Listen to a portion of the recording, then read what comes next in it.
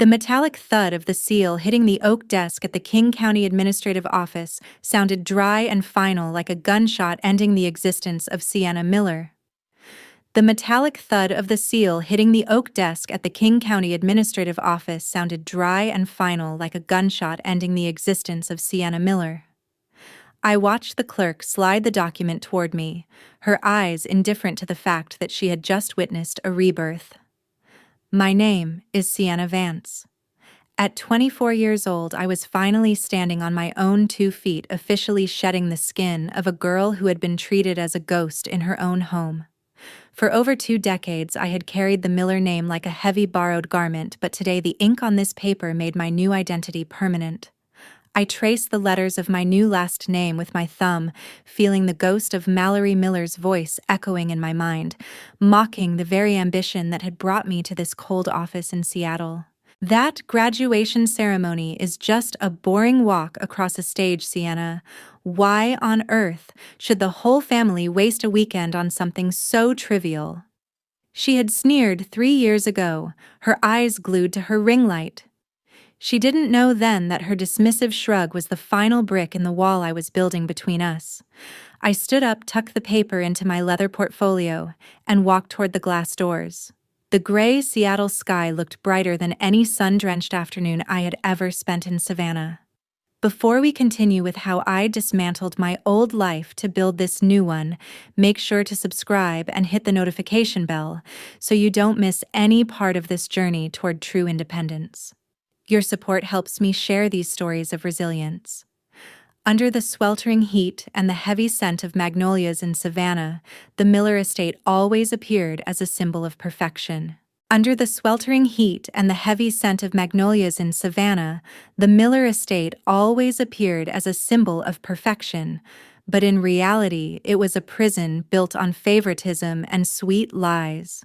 My mother, Miriam Miller, treated our home like a stage set where every furniture piece and every child had to serve her image as the city's most elegant matriarch.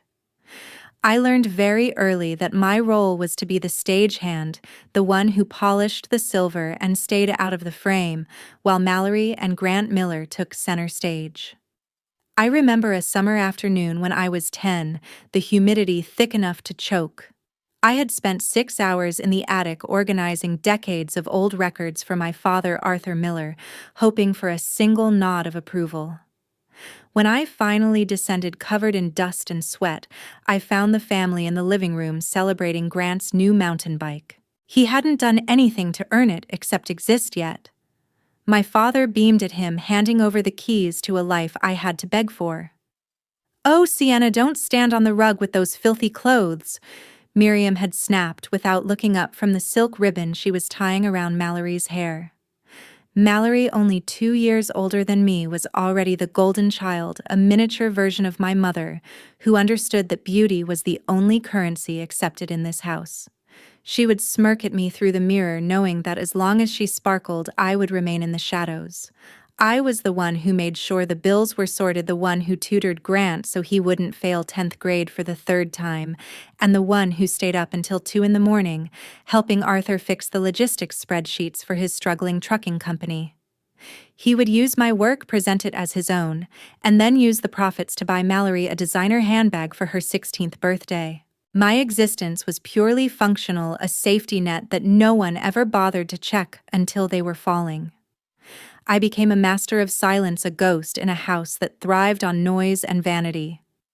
I watched as Mallory's social media following grew, fueled by photos that Miriam meticulously staged, often pushing me out of the kitchen so the background looked more aesthetic.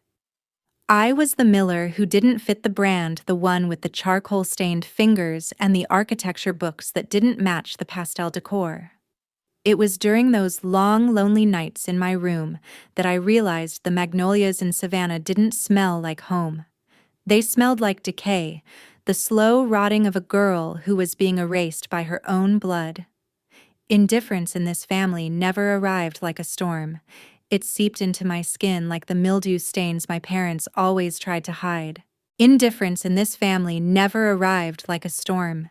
It seeped into my skin like the mildew stains my parents always tried to hide with happy family photos on social media. By the time I entered architecture school at Georgia Tech, the gap between us had become a canyon, though I was the only one standing on the edge looking down. I had secured a full-ride scholarship, an achievement that should have warranted a celebration, but at the dinner table that night, the conversation never veered toward my future. Miriam was too busy discussing the engagement of a local senator's son, while Mallory complained that the lighting in the dining room made her skin look dull for her latest brand collaboration. I sat there clutching my acceptance letter under the table until the paper crinkled, realizing that my milestones were merely inconveniences to their schedules. Mallory's career as a lifestyle influencer had become the family's new religion, and Arthur and Miriam were her most devoted disciples. They viewed her shallow fame as a collective victory, while my grueling nights in the studio were dismissed as a hobby. "Why do you work so hard at those little drawings, Sienna?" Mallory would ask, her voice dripping with a fake concern that was worse than an insult. "It's not like you're going to be the next Frank Gehry. You should just focus on finding a husband who can afford to keep you in Savannah." My father would chuckle at her wit, never once acknowledging that those little drawings were the reason I was the only child not draining his bank account. I began to distance myself emotionally, working 3 side jobs at various architectural firms in Atlanta to build a secret nest egg. I stopped sharing my successes because the silence that followed them was more painful than the insults. I watched Mallory spend $5,000 on a single dress for a gala, while I calculated how many months of rent that could cover in a city far away from the heavy, oppressive air of Georgia. Every time Grant crashed his car or Mallory needed a new set for her studio, they would turn to me to manage the logistics, a code word for fixing their messes without credit. I did it not out of love, but because each task was a lesson in how their world functioned, a world I was preparing to leave. I kept my grades at the top of my class, earned my internships, and slowly, brick by brick, I started building a version of myself that didn't require their validation. I was no longer waiting for them to notice me. I was waiting for the right moment to make sure they never could again. The resentment was a cold, steady flame that kept me warm during the winters they forgot to call. I had taped the graduation invitation and the National Architect Certification Notice to the refrigerator door for 3 months. I had taped the graduation invitation and the National Architect Certification Notice to the refrigerator door for 3 months, hoping that position was enough to keep it from being buried under Mallory's frivolous schedule. It was a formal, elegant card marking the culmination of 5 years of grueling work and the official recognition of my professional license. This wasn't just a degree. It was my ticket to a world where my name meant something. At every Sunday dinner, I would point to it, reminding them of the date. June 15th, 3 o'clock in Atlanta. I would say, my voice steady despite the sinking feeling in my chest. Arthur would nod vaguely while scrolling through his freight manifests, and Miriam would murmur something about how proud she was while she adjusted Mallory's collar for a photo. I even put the event in the family's shared digital calendar, a space usually reserved for Mallory's hair appointments and Grant's court dates for his speeding tickets. 2 weeks before the ceremony, the atmosphere in the house shifted from indifference to a frantic, familiar energy. Mallory had announced she was launching her own makeup line, a collection of lipsticks that she claimed would revolutionize the industry. She had chosen June 15th for the launch party at a high-end resort in Destin, Florida. I stood in the kitchen as she laid out the floor plans for the event right over my invitation. "You can't be serious, Mallory," I said, the words catching in my throat. "That's the day of my graduation, the day I get my NCARB certification." She didn't even look up from her mood board. "Oh, Sienna, don't be so dramatic. It's just a ceremony. You already have the degree, right? The paper will come in the mail anyway." I turned to my mother, who was busy admiring the gold foil on the lipstick packaging. "Mom, you promised. You said this was the most important milestone for me." Miriam finally looked at me, but her eyes held that patronizing softness she used when she was about to betray me. Honey, we really tried to make it work, but Mallory needs us there. This is a huge business venture. It's for her future and frankly for the family's brand. You're so smart you don't need the cheering section as much as she does. Arthur didn't even look up.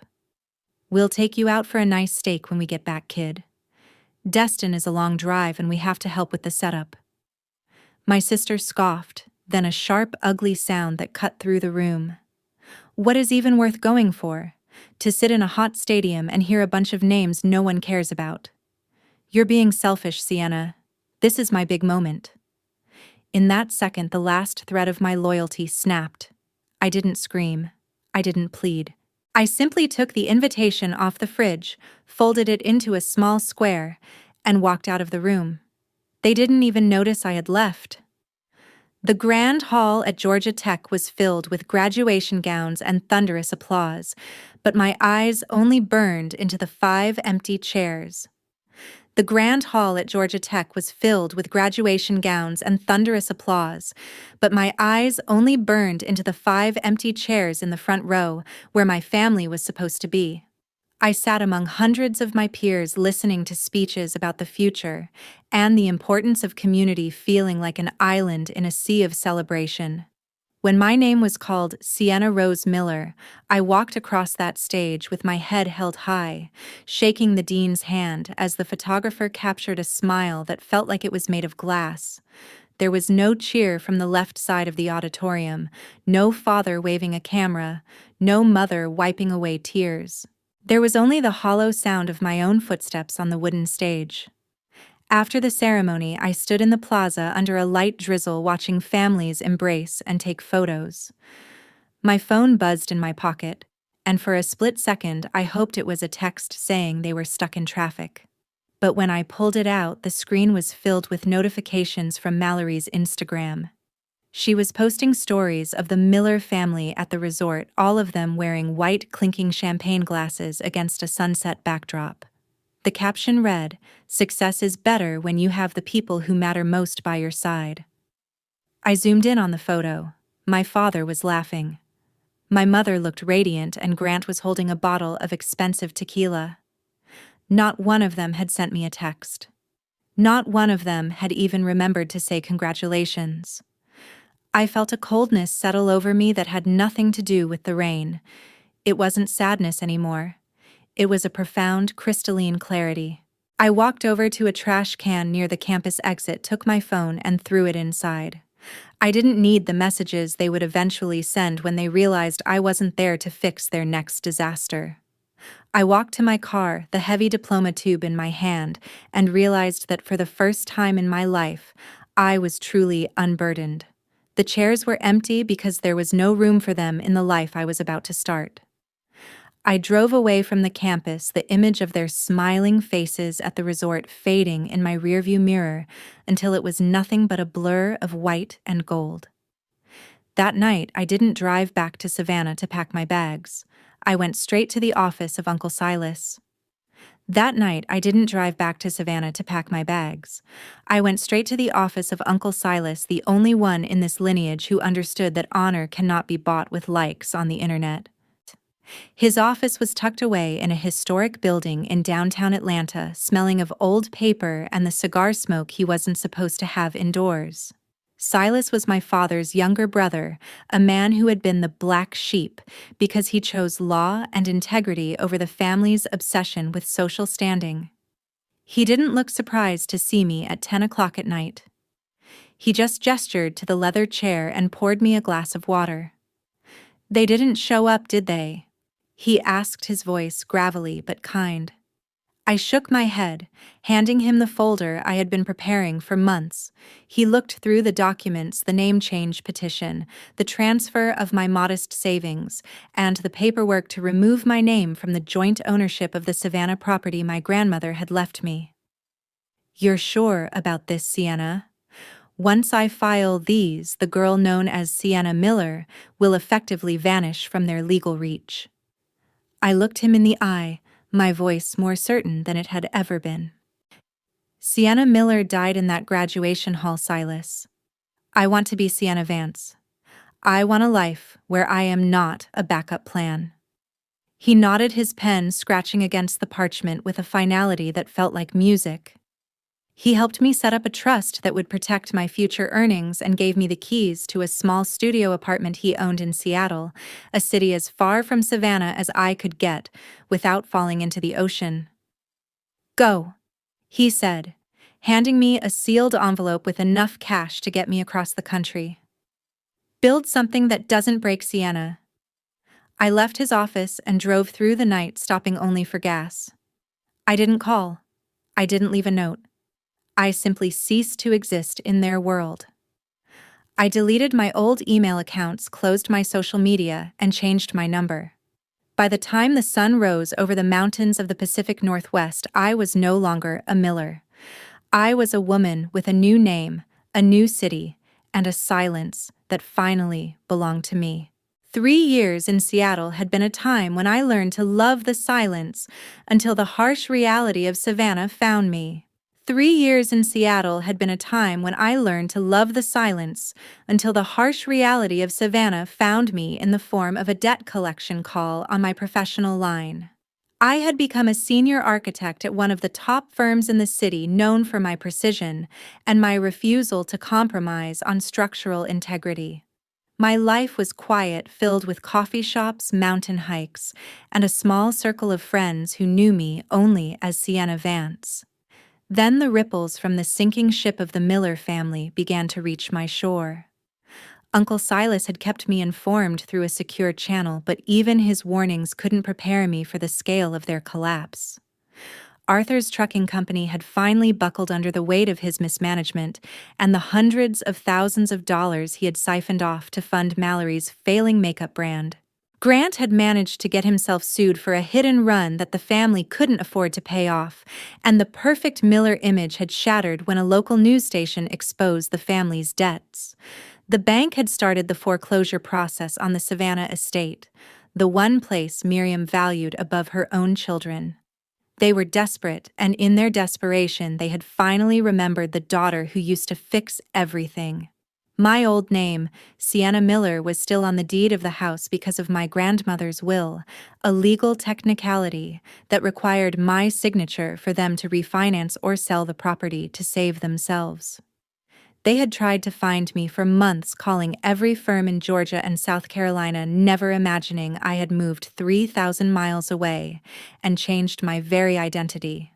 It was only when Arthur found an old architectural journal featuring my work under the name Vance that they realized who I had become. The calls started, dozens of them, frantic and demanding. They didn't ask how I was. They didn't apologize for the graduation. They told me I owed it to the family to sign the papers. They claimed that the Miller name was at stake, oblivious to the fact that I had already discarded it like a piece of trash.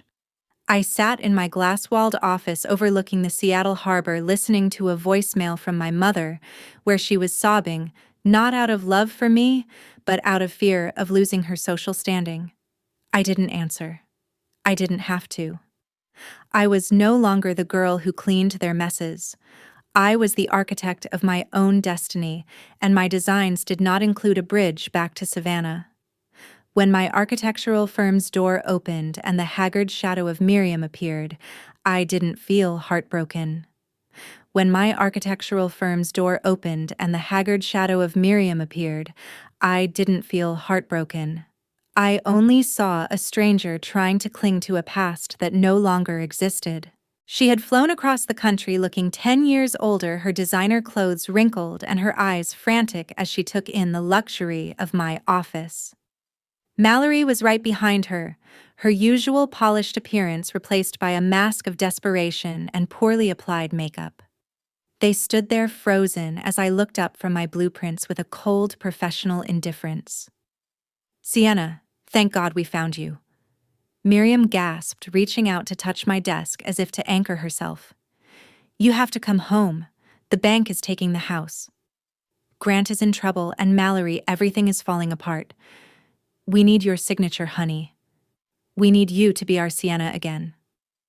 I leaned back in my chair, the leather creaking in the quiet room. "I'm afraid you've made a mistake," I said, my voice as level as a horizon. Sienna Miller doesn't work here. My name is Sienna Vance, and I have no legal or emotional connection to the people you are describing. Mallory stepped forward, her voice rising in that old, entitled screech. Don't be ridiculous. You can't just change your name and pretend we aren't your family. You're a Miller, and you're going to help us save our home. You owe us for everything we gave you. I stood up slowly, looming over them in a way I never had in Georgia. You gave me silence when I needed a voice. You gave me an empty chair when I needed a family. You chose a lipstick launch over my life's work, and now you want me to pay for the lipsticks you couldn't sell. I pulled a file from my drawer and slid it across the table. It was the legal severance of our ties filed 3 years ago. The house in Savannah is going into foreclosure because you treated it like a trophy instead of a home. I will not sign anything. I will not save a name I spent 24 years trying to survive. Miriam began to wail a sound of pure, selfish grief. But where will we go? We have nothing. I walked to the door and held it open, the cool air of the hallway rushing in. You have each other. Isn't that what you always said mattered most? I suggest you start building a life based on something other than a ring light. They were escorted out by security, their protests echoing in the hallway until the elevator doors silenced them. I went back to my desk, picked up my pen, and continued my work. The Miller legacy ended that day in a pile of debt and broken promises, but the Vance legacy was just beginning. Thank you for listening to my story. If you've ever been treated as an afterthought by the people who were supposed to cherish you, I hope this gives you the courage to stand your ground. Boundaries aren't punishments. They are the walls we build to protect the peace we finally earned. Please share your thoughts in the comments and subscribe for more stories of standing tall. Remember, you don't owe anyone your future just because they were part of your past.